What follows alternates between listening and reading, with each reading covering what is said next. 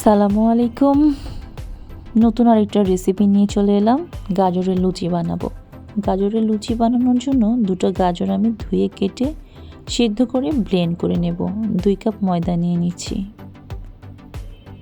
একটুখানি লবণ এবং কালো জিরা দিয়ে ব্লেন্ড করে রাখা গাজরগুলো দিয়ে নেব। গাজরগুলো গরম গরম থাকা অবস্থায় আপনারা ময়দাটা মাখিয়ে নেবেন। এতে করে আলাদা কোনো গরম পানি ব্যবহার করতে হবে না। কোনো রকম পানি ব্যবহার ছাড়াই আপনারা এই খামিরটা করে নিতে পারবেন। আমি সামান্য সয়াবিন তেল ব্যবহার করছি যাতে করে খামিরটা মাখতে সুবিধা হয়। খামির মাখিয়ে 10 থেকে 15 মিনিট রেখে দিতে পারলে আরও খুব ভালো হয়, কিন্তু আমার সময় কম ছিল দেখে আমি সাথে সাথেই বানিয়ে নেব। এখন এটাকে লেচি কেটে নিচ্ছি। লেচি কেটে নিলে বানাতে সুবিধা হয় এবং সাইজেও এক সমান হয়।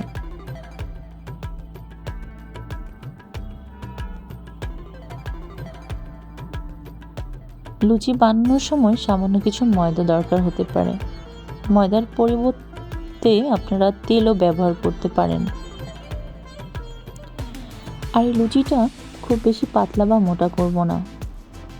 খুব বেশি পাতলা করলে লুচিটা কিন্তু ফুলতে চাইবে না, আর লুচি না ফুললে কিন্তু খেতে মজা লাগবে না। ঠিক এভাবে বানিয়ে নেব। কড়াইতে তেল গরম দেব। তেলটা খুব ভালোভাবে গরম হয়ে এলে এরপরে আমার লুচিগুলো দেওয়ার পালা। ডুবো তেলে ভালো করে লুচিগুলো ভাজিয়ে নিচ্ছি।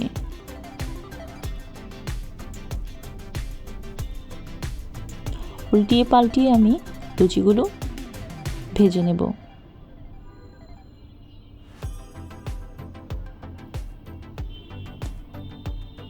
একে একে সবগুলো লুচি এভাবে আমি ভেজে নিয়েছি।